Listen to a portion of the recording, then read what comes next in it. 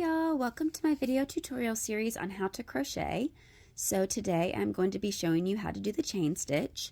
So to start off with, we are going to make a slip knot and then we are going to do the chain stitch. So first of all, you need a crochet hook and some yarn.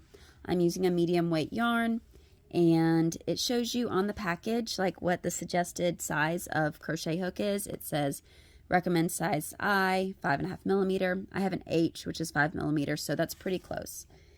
Anywhere around that size, you just don't want to go super large or super small with different yarns, because if your hook size doesn't match up with your yarn size, it doesn't always work out as well. It may be difficult to work with, or you may have really holey yarn or holey work that you finished, because it's if you use a really big crochet hook with really thin yarn, it's not going to be a super tight thing to make, which might be nice for summertime lacy kind of things, but not always the look that you're going for.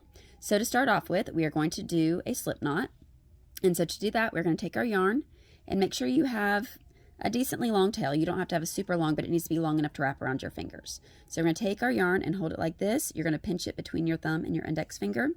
And then you're going to take your tail and you're going to wrap it around that yarn loop that you made. And then you're going to tuck it in there.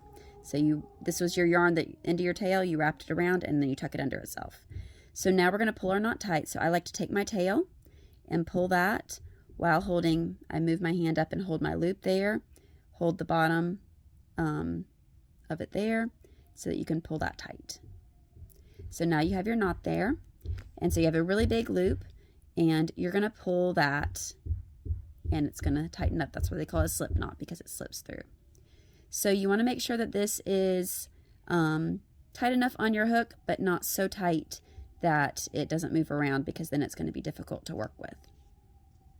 Okay, so now we have our slip knot and we are ready to start working on our chain stitch.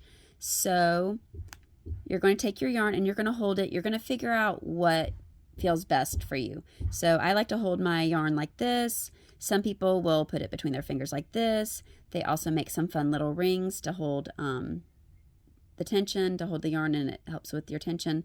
I don't have one of those, so I just hold my yarn like this. So I typically have it wrapped like that, and then I use my thumb and my last two fingers to hold my tail when I'm doing my chain stitch, just because you want to have all of this stabilized. If you kind of have it just hanging out loosey-goosey and you're trying to do stuff, it doesn't really, usually you're gonna have uneven stitches and not good tension. So, which is normal when you're starting off. You're not gonna have perfect tension to start with, but doing this to have somewhat good tension is what you want to work on.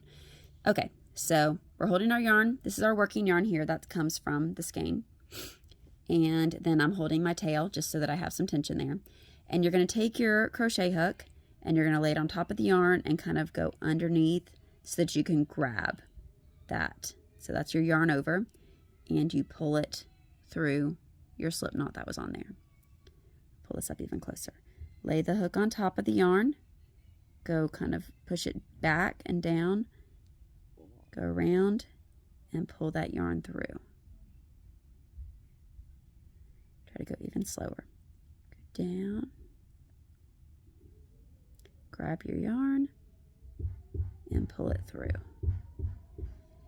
And so you're just going to keep doing that. You lay it down, grab your yarn, and you pull it through. And you keep doing that, and that is your chain stitch. So that is the foundation for all of your crochet things, and I will do other videos that show you how to do some of the other basic stitches. Have a good day.